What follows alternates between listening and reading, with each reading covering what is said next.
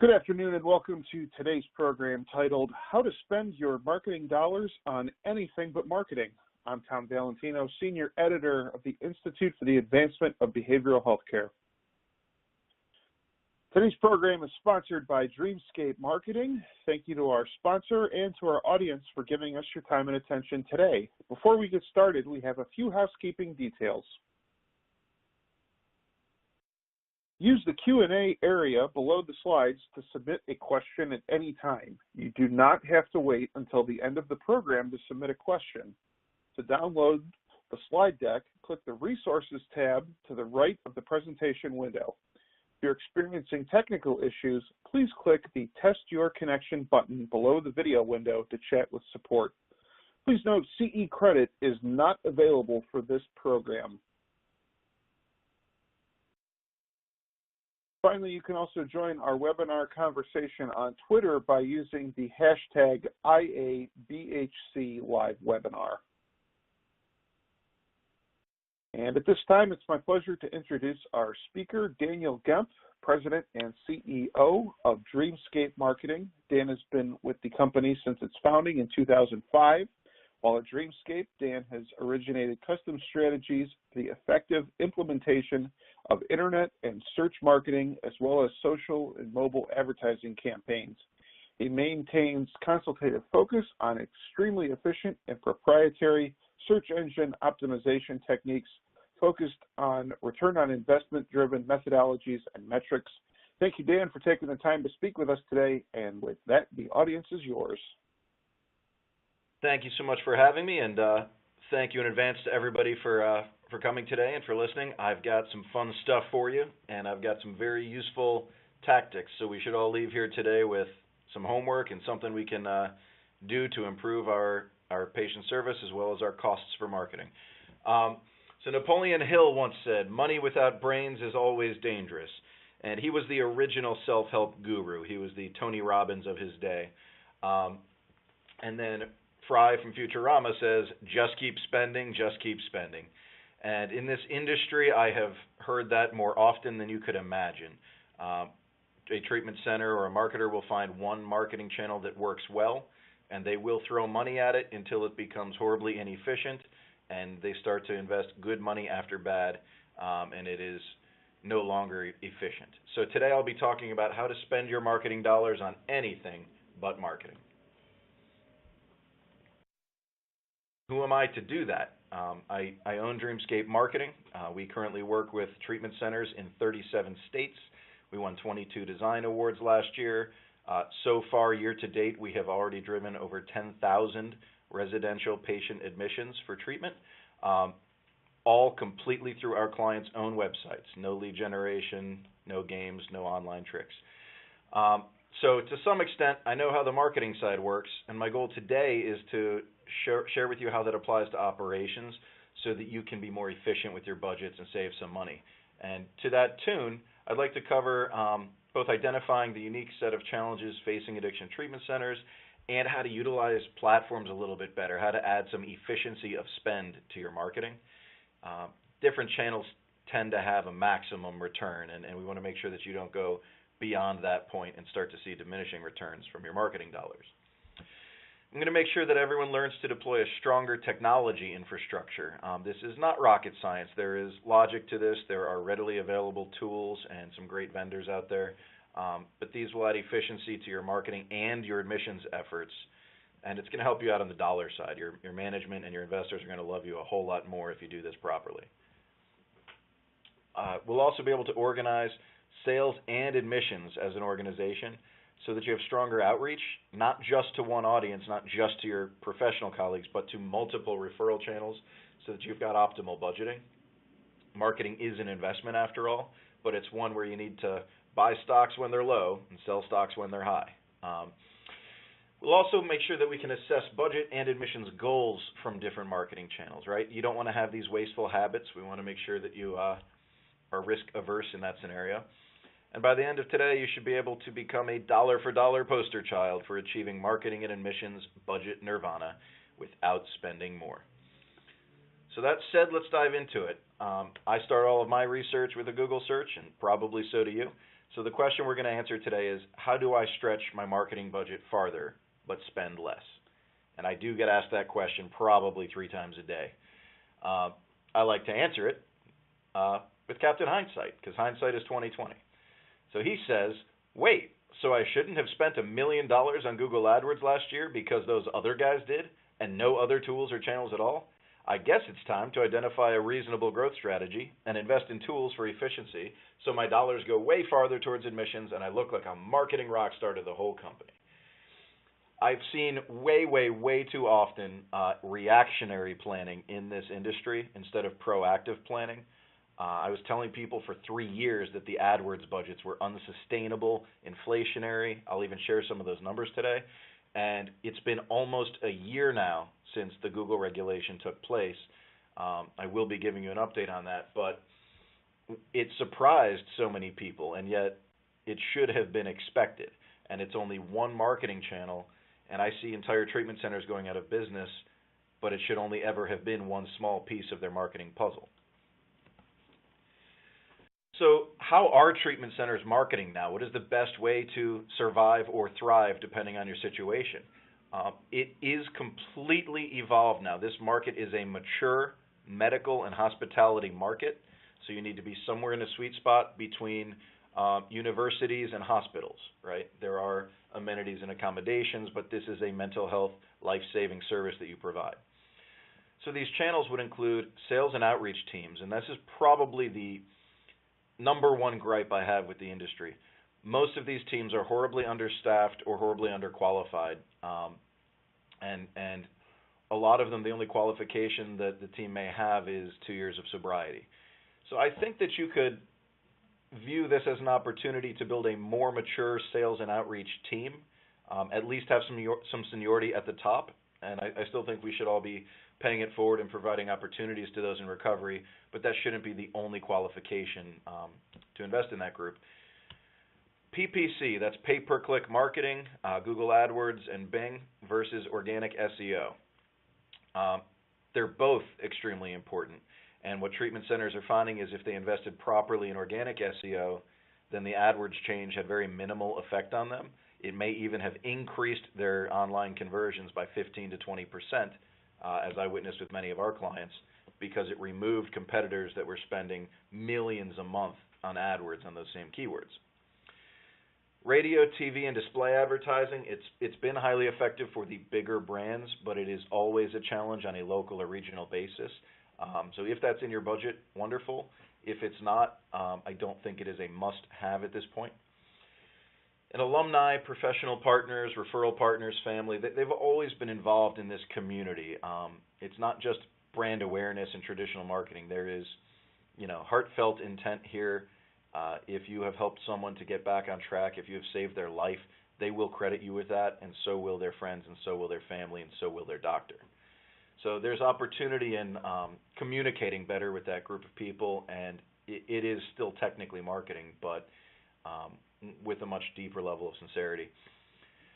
Outcomes research and marketing. This is the future. If you are not tracking your outcomes, it does take time to compile enough data to be able to advertise it, but more and more criteria are being published by insurance carriers in order to get paid, by professional organizations. You will have to track your outcomes data, and you'll find that it is an incredible marketing opportunity when you see your own statistics compared to national averages and national trends. You might find that you're excellent in an area that you otherwise might have thought you were average. Thought leadership.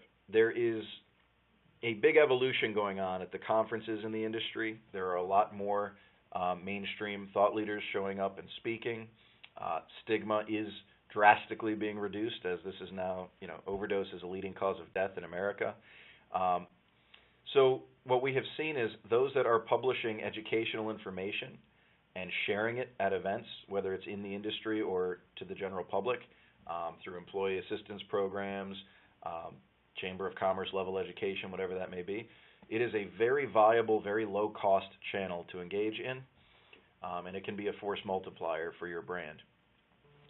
And then also realize that there's still a lot of mergers and acquisitions activity. While it does seem to have hit a bit of a peak, this is still a $45 billion industry.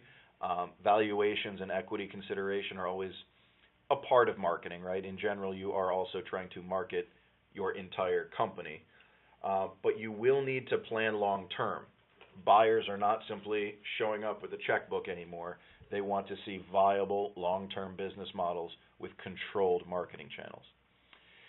And realize that census goals drive the types of marketing channels you should use. You may only be able to get a half a dozen out-of-network admissions a month from your SEO campaign.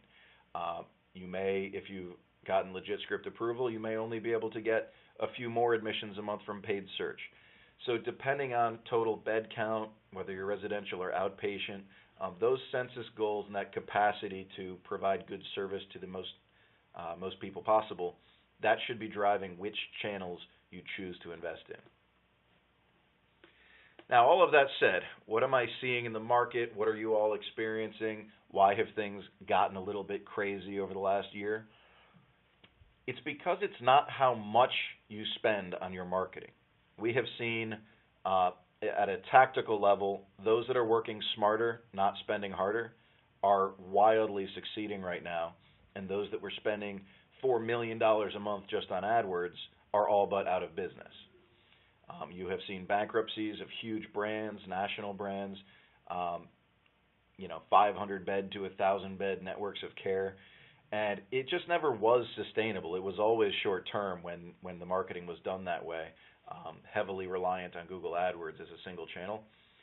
So really it's going to come down to how smart you are tracking and analyzing each channel to see what your most admissions per dollar are going to be, as opposed to evaluating each channel as unlimited in capacity. This is going to result in an optimized marketing campaign and budget, right?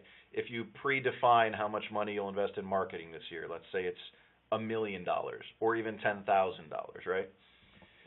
You don't want to just throw it against the wall and see what sticks. You want to know that that money is going towards the most efficient channels first, which would typically be alumni and professional referral partners, right? Then if you look at some campaign channels, like social media, general media, TV, radio, those tend to be much higher cost per admission, but really good for branding and regional awareness. And then you'll need to evaluate on the digital side, is SEO performing at the level you need it to? Is PPC an option for you? Did you get legit script approved? These are the ways you need to evaluate the campaign so that you're spending the wisest way per dollar.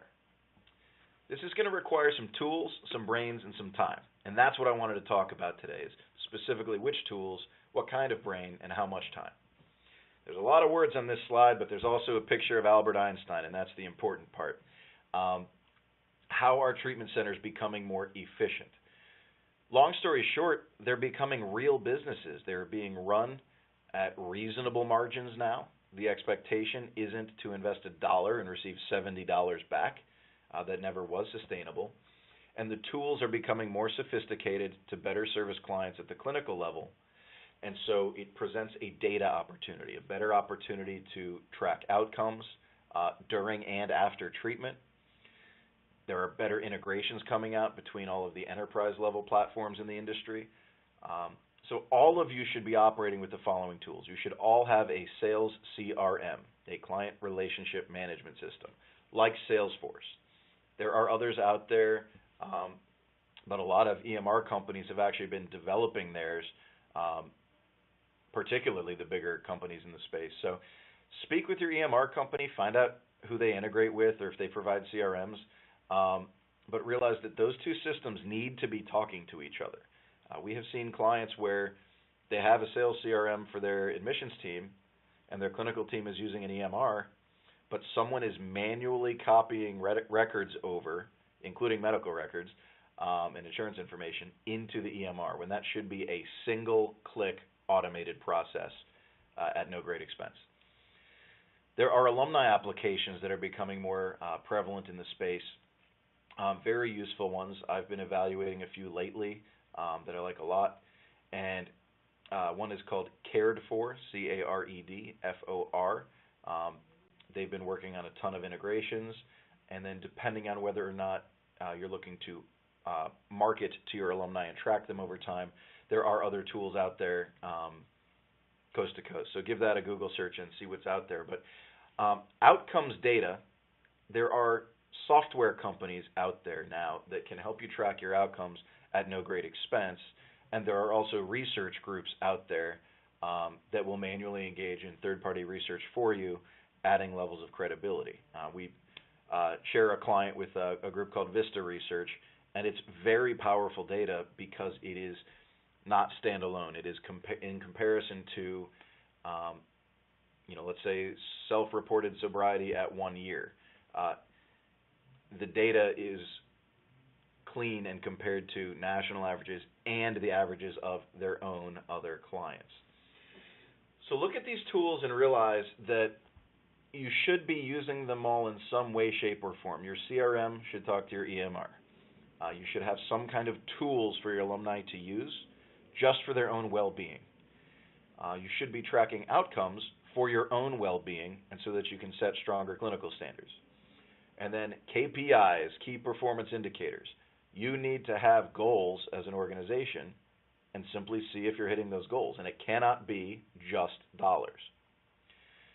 So looking at your marketing, what's cool about technology today is everything is trackable. You can use tools like call tracking metrics, CallRail, gravity forms for contact forms. Everything is trackable. So there should be nothing that you are venturing a guess on. There should be nothing that is subject to your opinion. There should be math and science and fact driving your decision making because you know exactly how much money you paid to generate each phone call and each form submission. And that should pair perfectly with your admissions team, as long as they're attributing, right, attribution model, where a lead came from adequately. And I think that this might be one of the greater weaknesses in the industry as well. My example being any organization where an admissions team receives a bonus. It may be completely viable and legal, just a standard year-end bonus for good performance. But in these scenarios, you'll often see lower than expected numbers in attribution from your referral partners. You may see lower than expected numbers in attribution for leads that came in through your website. But you need to know these numbers because you're investing money in those channels, in those relationships. And this then leads us to the clinical and management side of your organization. You should have very accurate records just in order to get paid. But if you have very accurate records, then your billing team and your finance team should be able to give that data straight back to the marketing and admissions departments and kind of end that feedback loop where you can see, hey, this was our actual cost per admission, per campaign, per channel. And that information will make you all sound like Albert Einstein, feel like Albert Einstein, and make way better decisions moving forward as a business. And that math isn't math that any one person has to do, right? Marketing is generating brand awareness, campaigns, leads, interested parties, adding credibility from professional colleagues. Your admissions team is, quote, closing the sale. You're trying to identify whether the medical needs and the patient match up, as well as their ability to pay. And then the clinical and management team have to keep good records so that you know whether you're providing good service and good patient care.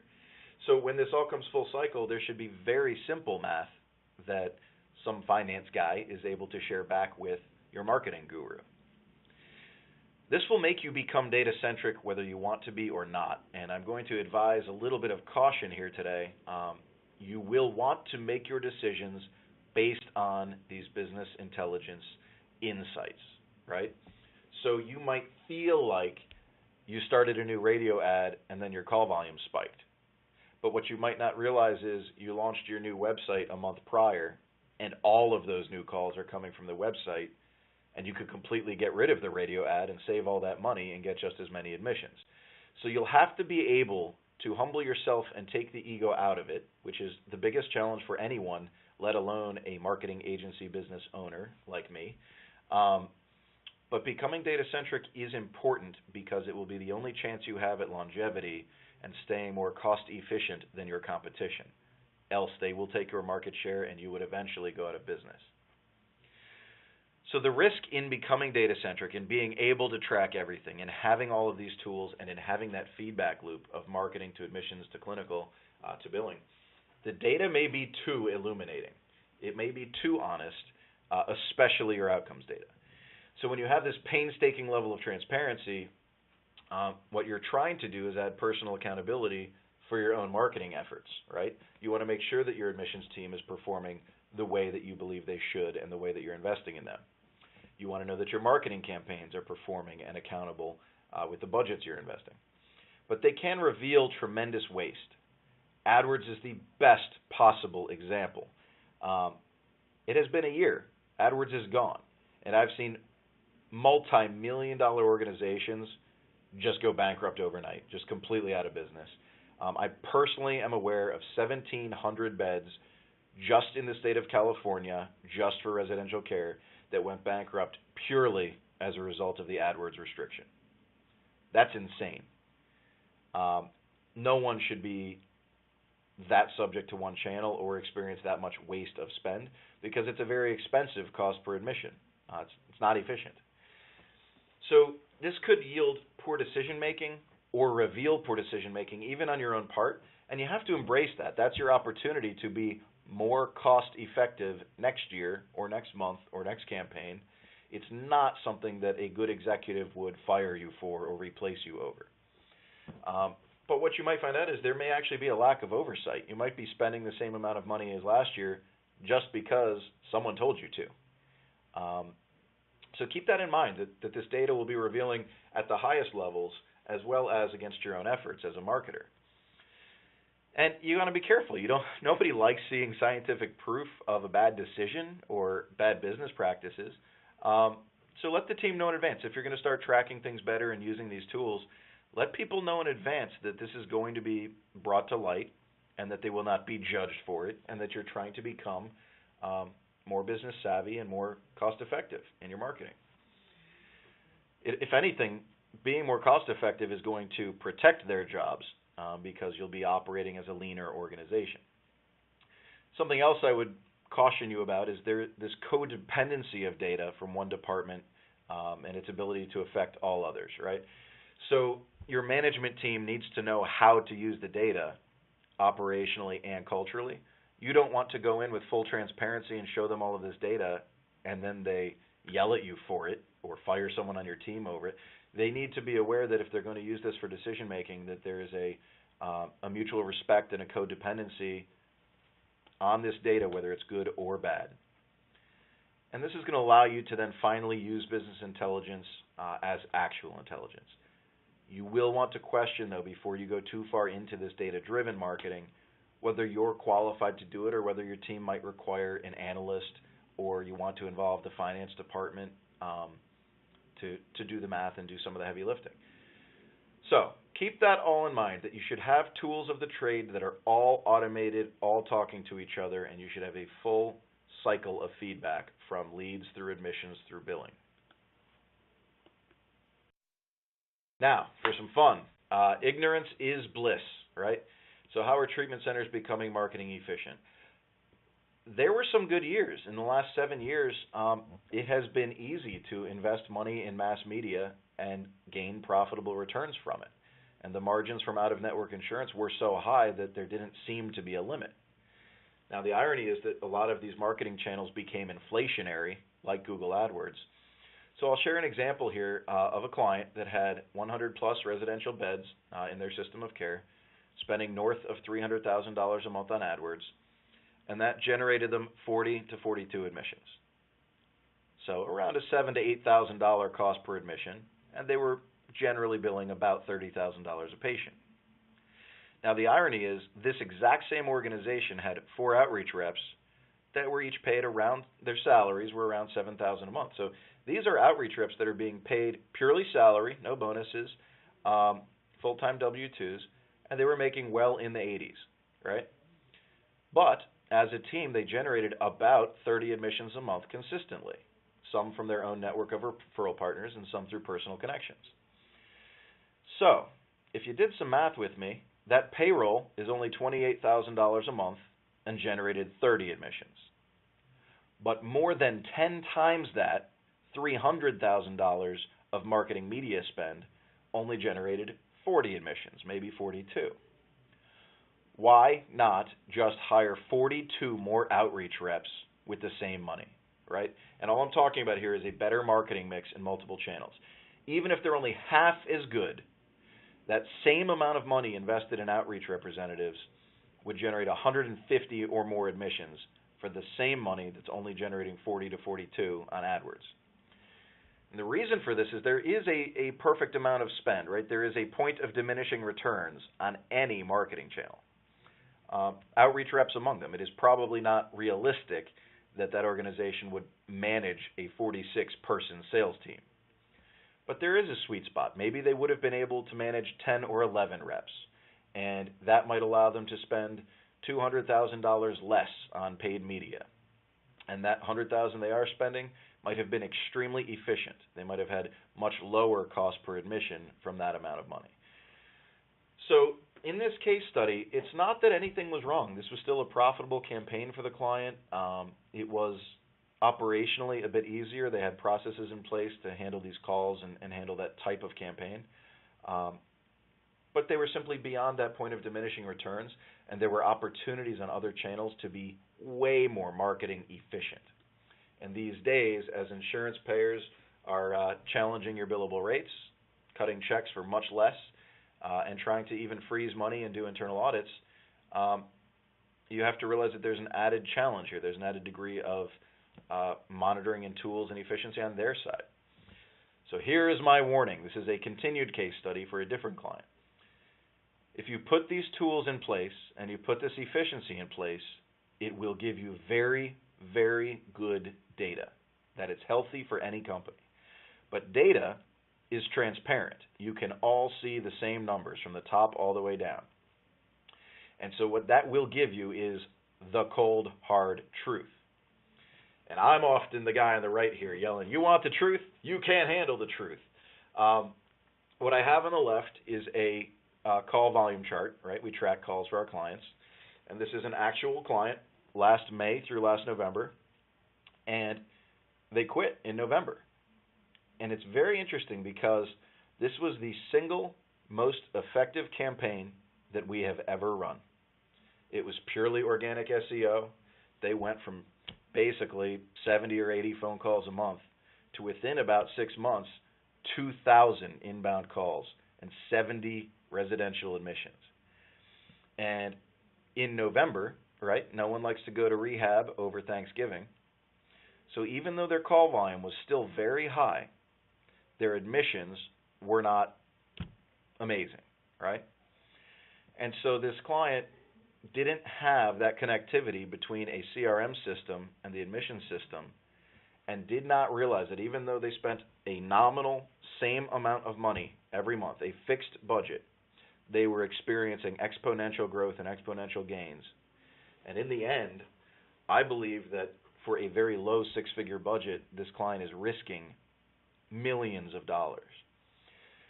So I want to share this with everyone because if you're not set for that, if you're not structured to use this data, if your systems aren't attached to each other, then that's where you should begin. You should stop and take the time to become a data-driven organization before you change how you do your marketing.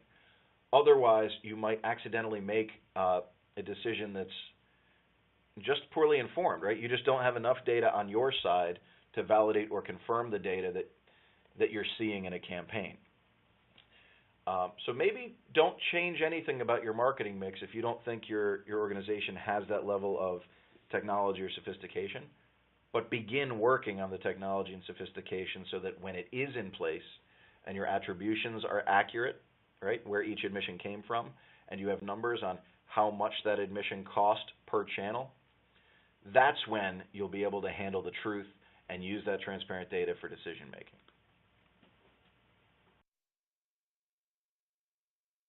Now, this is the curse that we all bear. is your marketing and admissions team ready for data-driven approach, right?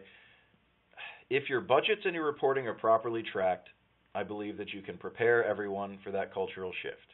If so, you're ready to rock and roll. If not, you're going to be stuck with the message on the left. I know that half of my advertising dollars are wasted. I just don't know which half. That's a John Wanamaker quote, but the data should reveal which half. You just want to be careful because it might reveal your half, right? If you're on the admissions team, maybe it's going to reveal that your close rate is only half what you thought it was, right? Or that your favorite admissions person is less effective than you believed they were. And if you're on the campaign side and the outreach side, you might think that something is cruising and it's the best channel you ever had, and maybe last year it was, and this year it's simply not. So be prepared for this data-driven culture. So what's what? There's a general concept here that I want to share about rented versus owned marketing, right? In rented marketing, you're paying for ads, and when you stop paying, you have no residual value. There is no ongoing financial return. Your ads are not being displayed anymore. This includes Google AdWords, radio, TV, display, events, any kind of traditional media. Earned media and owned channels, I'm sure you've all watched the news and you see someone as a guest commentator, and then they always promote the book that they just wrote, right? That would be considered earned media. There's no real cost to that. Thought leadership and publishing ebooks and hosting CE credit lunches at your locations, things like that. And then it comes down to content marketing. If you produce 1,000 pages of content in any format, right, let's assume it's a website, you're going to rank pretty well for that, and that's going to fuel your organic SEO. But that's something that if you invest in it, it is still yours when you stop investing in it, and it would still yield some kind of returns for you. Training your sales team, that can have a compound return, and this industry is, like I said, it's lacking a bit of sophistication on that side, but that just means it's one of your better opportunities because sales training is not terribly expensive. And there's some basic things out there, Cardone sales training, Sandler sales training, to at least get everybody up to the same level. And then building your alumni community. This has been my biggest recommendation of the year, that for very few dollars and with some of your more sincere and heartfelt employees, you can build one heck of an alumni community, and it will only drive more referrals and potentially even readmissions, but because you actually care about your patients, right? If you're staying in touch with them and it's 6 months and 7 months and 8 months later and they're scared or they relapse, what a great opportunity that is for you. And that will always bear fruit, to stay sincere and to keep in touch with all of your patients, especially if you're tracking your outcomes. That can only bear dividends in the long run. And then the professional community, like I said, it's not just hosting CE lunch and learns, but those relationships are things that you can own. So isn't there some overlap on some marketing channels? Yes, there absolutely is. There's earned media, owned media, paid media. Just realize that you want to minimize waste, right? If you're spending money on Google AdWords and it's the same keyword that you're going after using organic SEO, then as one of those channels performs, you can probably scale back on the other because it's the same person clicking on the same keyword. If you feel that you overinvested in your website last year, but it's going to have a shelf life of a few years, then take that budget and invest it somewhere else this year, like in press releases or events, and see what happens. Do a little bit of R&D. What does data-driven marketing look like? I'm going to show you a few little flowcharts here, but this again brings back the concept of a full cycle feedback loop, right? Your marketing generates leads. Your admissions team ideally closes those leads into admissions. Your billing department would be able to give you feedback on the cost of acquiring that patient and the value of that patient. And then that support, call that a management meeting, right? We'll give the marketing team feedback on how they could possibly modify or revise their efforts. All of this leads into stronger personalized content, better outbound communication, happy patients, better social media reviews. So closing that loop, making sure you start with marketing and come all the way back to marketing, that's going to give you better service. And that goes down to the simplest concepts of setting reminders to make sure you don't forget to call an alumni, and make sure that you don't forget to call back someone that just left a voicemail. In that loop, you can ask questions. You can survey your patients and their families and your referral partners and your vendors and get that feedback, put it back into the CRM, right? What was the variable that made you decide to come to us? Put those notes into your CRM and see how many people say that same thing over time. And invest your marketing dollars back into that thing or that channel. You'll be able to automate reports out of your CRM. That's not typically the world's most expensive skill set, but you may want to engage third-party consultants to set up that reporting. But the way that it's formatted and the pretty charts and graphs are something that everyone would be able to understand and make decisions from. There's another opportunity, particularly for outpatient and IOP care, but the concept of a missed appointment or the concept of a missed opportunity, right, where you simply failed to stay in touch with an alumni, failed to touch base with a referral partner 1 month, and they start making referrals elsewhere because they don't think that you are sincere in helping their patients. That's something that you need to keep track of in your CRM as well. Your channel partners, your referral partners, anyone that is a supporter of your business. What about my offline marketing? Every single client asks me this, right? Yeah, but my outreach team does this, and I have no way of knowing if the people they're talking to are just coming in through the website. Yes, you do. Your CRM, your analytics system, Google Analytics, which is free, right, will allow you, through any call tracking data, any form tracking data, to source your offline and your online leads together. That will allow you to cheer on your outreach team, right? But what's cool about this is, say that they personally own those relationships with those referral partners, and say that they just quit one day or you fire them one day. If it's not in your CRM, you no longer have access to that source of admissions. If it is in your CRM, you at least have that relationship still as an organization. So please take your offline data and integrate it with your normal marketing efforts. What insights does that give marketers?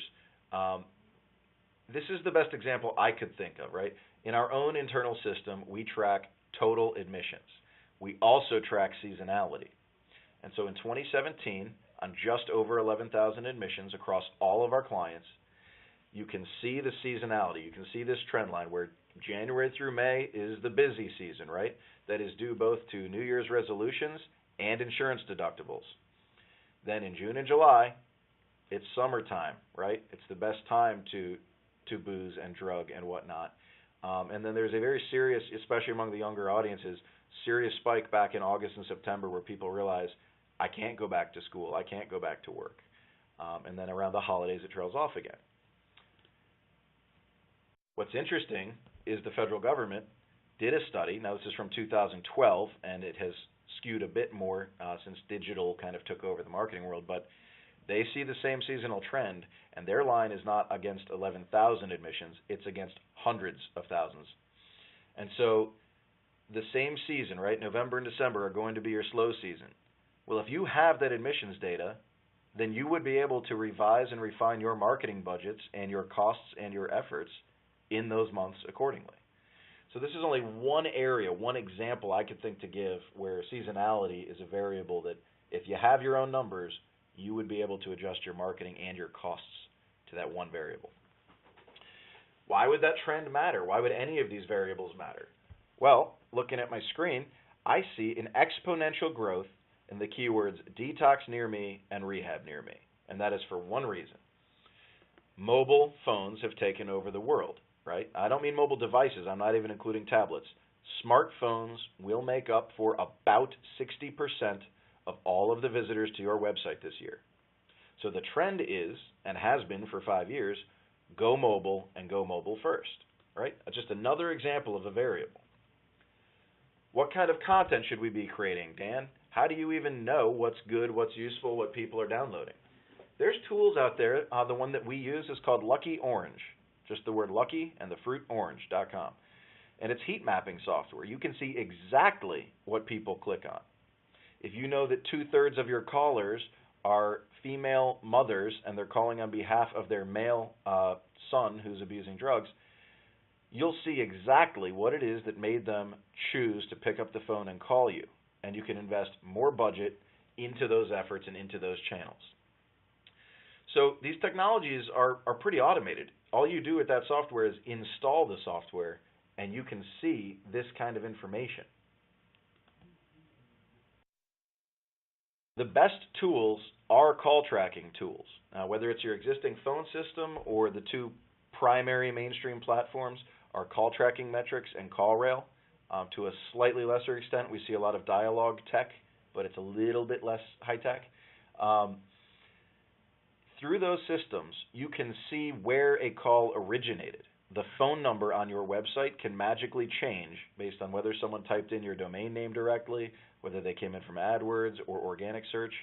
And now picture this, you can even give a call extension to each of your outreach reps, right? Put it on their business card and it will ring to their cell phone, but you'll know that that call came in purely from that rep's efforts and their network. You can put a number on anything, any radio ad, anything. So this concept of attaching a tracking number to every effort is going to give you very, very accurate data by channel. It's not perfect, but it will give you clear trends and clear directions on the quality of call per channel and the cost of that call.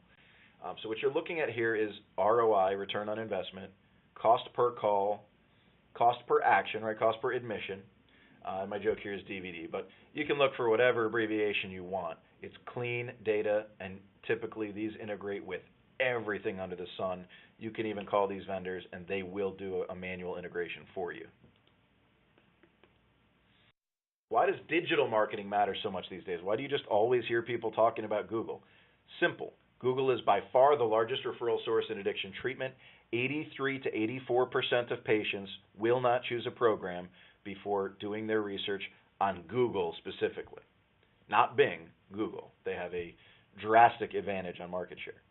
And Google's trends, as they say on their own trending website, drug rehab near me is increasing, detox near me is increasing, and on the bottom right, I put in the keyword hotel near me, right? So this is simply a consumer trend. It is not unique to you, but your patients have gone mobile, and your patients care about whether they're able to access you in those types of searches. So digital marketing, the reason it's more cost effective is the patients have already adopted that decision-making process. They already shop that way, right? That's why Amazon is so big. So if mobile's the big deal, then I should spend more on mobile advertising and whatever I emotionally think might be hot right now, right? I should invest in the trends. No, you should invest in the highest converting channels per dollar. This is a chart of organic click-through rate through SEO and paid click-through rate from mobile. And the big navy blue chunk of each bar in February of 2018, that's 39% click-through rate, right? People that do an organic Google search will click through to your website 39% of the time. If they do that on a mobile device, they will only click through to your website 3% of the time. So it's not just the channel that matters, it's how you're investing in your marketing content and your campaign efforts that will either bear 10 times the return or not. And that is a statistic in efficiency.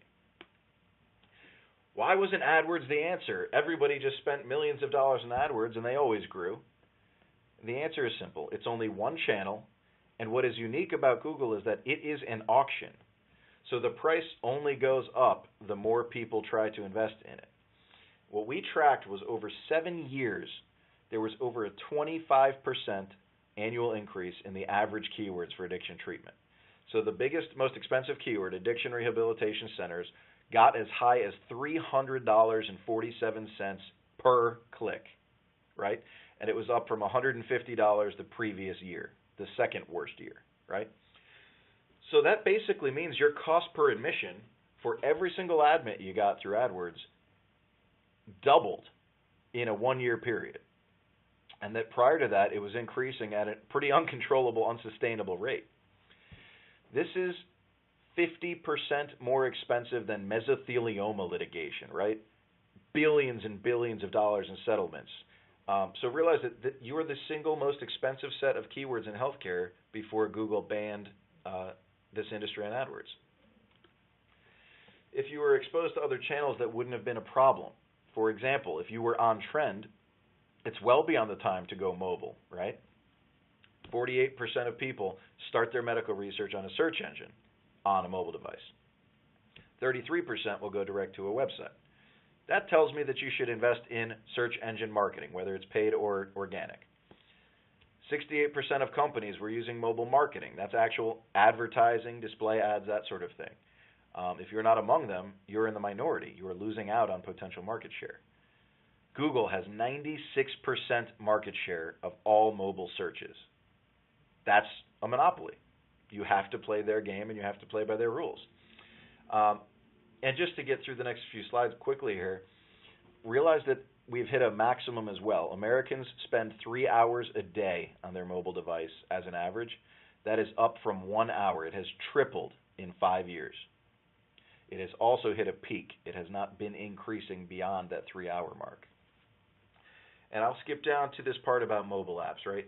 Mobile apps are here and readily available to the industry now for alumni, for outcomes tracking, for your EMR and CRM systems.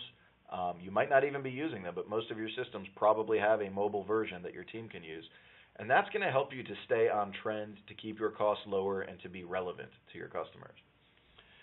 Google has gone all in on the mobile web, right? They have these accelerated mobile pages now, so that even if you're on really, really, really slow internet out in the middle of nowhere under a bridge and you've got 2G Wi-Fi, a simplified version of your website will still load.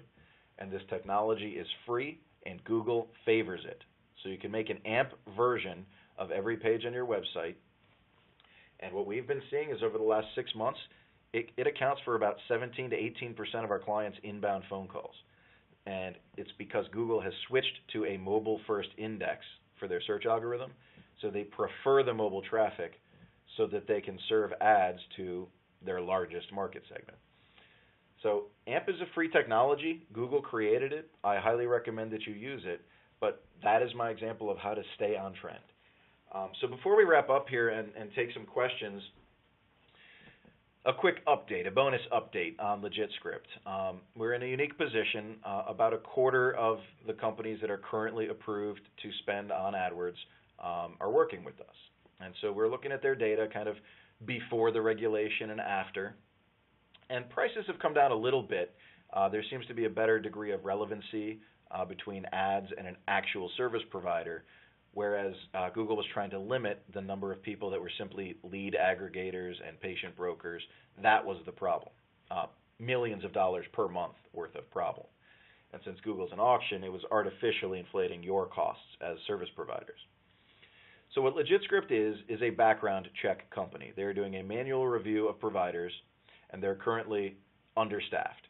We've seen job posts going up like crazy for analysts in the addiction treatment space, and it's because they got inundated when Facebook also decided you have to be LegitScript verified to run ads on Facebook. So this process is a manual review and a manual enforcement process. They will look at all of your ads and all of your websites and make sure that your address is real, your medical license is real, your staff and revenues are real. It's a pretty in-depth process. So as of now, they have only approved one group, the initial pilot group of treatment centers to spend. It's 30-odd companies. And the second batch has not been approved, and there's a very long line, several hundred organizations waiting. So you will probably see these channels come back, but they will not be any magic silver bullet, any amazing degree of cost efficiency. They'll simply be one channel that was turned back on. But look what happened last time. They shut it off with no advance warning, and it ran thousands of beds out of business. So in this post-LegitScript world, it's live for a limited audience. It's working, but not quite as effective as before, but it is a bit cheaper, right? So it's going to be about the same as it was before, and it's going to limit, the effectiveness, but increase brand awareness. That's what this channel will do for you. You'll have reach, but it's not going to be a silver bullet that you can put millions of dollars into. Additionally, with the Facebook regulation, you actually will need to stop running Facebook ads during their review process. So if their process takes a few months and you're driving emissions from Facebook right now, you're going to have to take a serious look at that, because you will need to be legit script approved, but that will hurt your cash flows. And this is a heavy review on display ads. They want to make sure that you are not making any unjustifiable claims, giving undue medical advice, etc. So the issue here is that the programmatic targeting on Facebook is based on user data, and now that's very limited with privacy settings. More than 50% of Facebook users have drastically enhanced their privacy settings since Mark Zuckerberg's congressional hearing. So the data is also less accurate in your ad targeting, and your returns will suffer a little bit as a result. So my advice is go big on building an outreach team, expand your community involvement on multiple channels, right? Press, education, professional referrals, that sort of thing. And the lowest cost resource and asset you can build would be educational materials, right? E-books and PDFs for parents, family members, colleagues, alumni, and investing in these tools like call tracking, like outcomes research. And that's going to allow you to market this content, which will have a very long shelf life. And this is one day going to be your only option. This is a regulated industry now. The government has its eyes on this industry. Private equity has its eyes on this industry. And these organizations are very well funded and very buttoned up, and you're not going to be able to beat the system or trick anyone in your advertising with some silver bullet kind of a scheme. Branded advertising is more viable now because fewer competitors can come in and bid on your name and steal your identity and try to generate leads and sell them back to you. So there has been a big upside to this regulation that a lot of the criminality and brokering side of the game has ended, and that is very healthy for the industry and especially for your patients. So, keeping that all in mind, hopefully I was able to identify some challenges for you that you might be used to facing on integrating all of these technologies and finding efficiencies. Hopefully you learned a little bit more about some technology infrastructure you can deploy and how that will equate to saved dollars or earned dollars with added efficiency. And how to organize your sales and admissions team with stronger outreach to these multiple channels, right? Owned versus rented channels, for example.